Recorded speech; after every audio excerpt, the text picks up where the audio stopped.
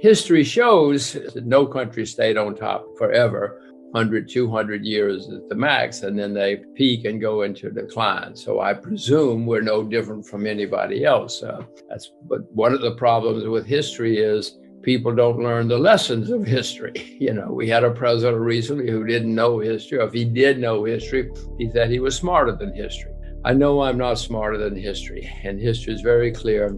No nation and no currency, by the way, because they sometimes go hand in hand, has stayed on top forever. So America is now the largest debtor nation in the history of the world. We have troops in over 100 countries. There are people who would say that we're overextended financially, economically, militarily. It looks like they might be right. So yes, no, I worry. It's not a good time to be young in America because what the young people are going to inherit is mind-boggling. I've got 2 teenage kids and it disturbs me. It's good to be old because I don't have to pay. I don't have to pay for all of this. I get the benefits. They're borrowing a lot of money, spending a lot of money. Pretty well, I'm old, okay, do it.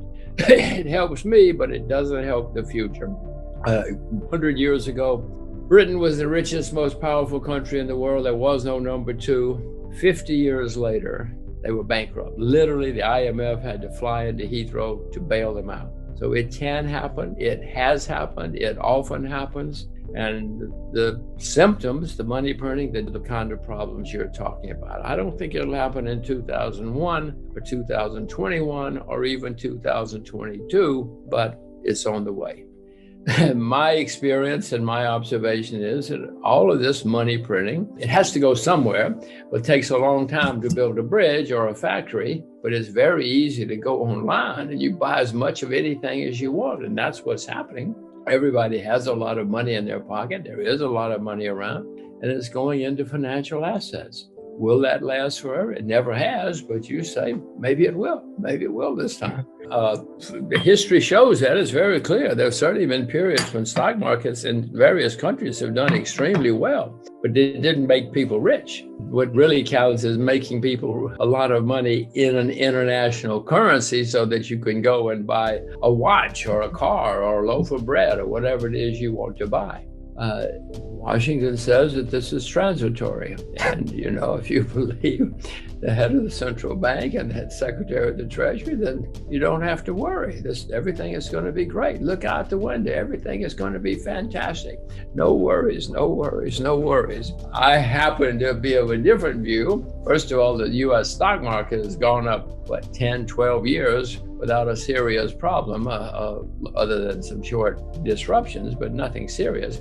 That's never happened in American history, and maybe it is different this time. Janet Yellen says, don't worry, we have solved the problems. We won't have economic problems again. She's got degrees from 2 Ivy League universities, so maybe she knows what she's talking about. I happen to know she's wrong.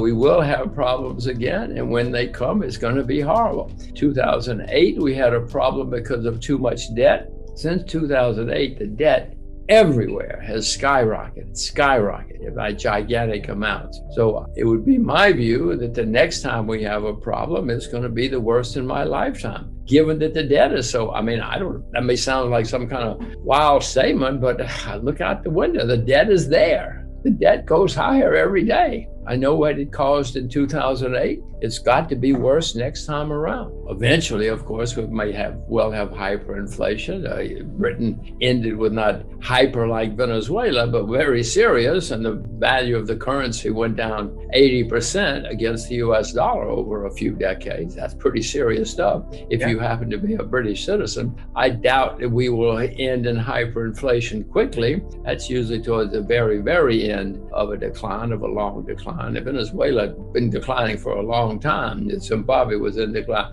Zimbabwe at one time was the richest country in the British Empire. It's been a long way down since then. Mr. Mugabe learned how to ruin the country, and he did. It took him decades, but he totally ruined it, and it ended in wild inflation. I don't think we're going to have it that quickly in the U.S., even if we're going the way of Britain.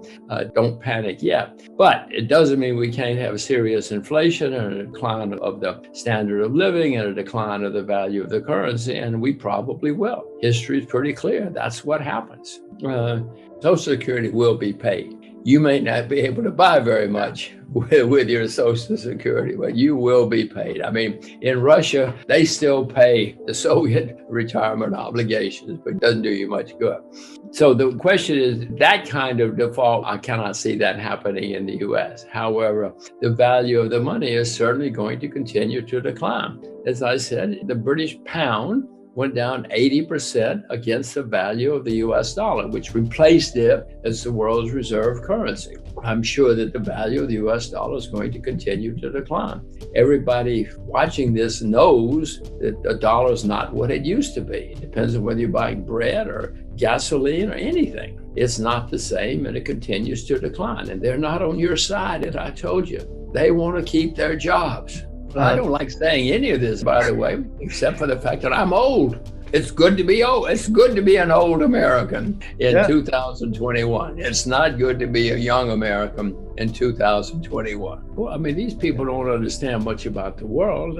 All they care about is keeping their job. In their minds, their position is keep my job, keep my job, keep my job. They don't care about your job. They don't care about me or my kids or their jobs. They want to keep their job, and the way they know to keep their job is to burn a lot of money, spend a lot of money, and keep interest rates down. They will do their best. But what will happen is eventually the market will say, oh, wait a minute. We've seen this movie. We know how this ends. And the market will say, we're not going to play your game anymore. Then it gets out of the control of the central bank, and that's when you have serious bear market. It will be the worst in my lifetime. It's going to be the worst in your lifetime, too. I don't say that with great pleasure. I just say I have to deal with facts. There always have been people who come out of these things better off than they were before, and sometimes rich. People came out of the collapse in Germany in 1920s rich. Some people came out of the American Depression very rich in the 1930s. Most didn't, but if you get it right, of course, you can do very well. I own silver and gold, and I plan to buy more sometime in the future. My timing is never very good, but I will definitely buy more of both, because before this is over, both are going to skyrocket. Mrs. Yellen and Mr. Powell say, no, don't worry about, leave gold and silver alone. You don't need it. You don't, that's antique. That's archaic. Well, I'm an old peasant, and I know, all of us old peasants know, when things go wrong, we want to have a little silver over in the closet. We want to have a little gold under the bed, because we know that when things collapse, gold and silver will help you. It won't take care of you, it will help you. So I am buying both, and I will buy more. I'm also buying commodity indexes, because by definition, if commodities go higher, that's inflation. I mean, if the price of rice goes up, that's inflation. So I own rice. I own agricultural commodities. I own all commodities through an index, because by definition, if they're going to drive up prices, those will benefit. As I see the world, bonds are clearly a bubble all over the world. Bonds have never been this high in the history of the world. So I don't think I would start with bonds unless there's a special situation.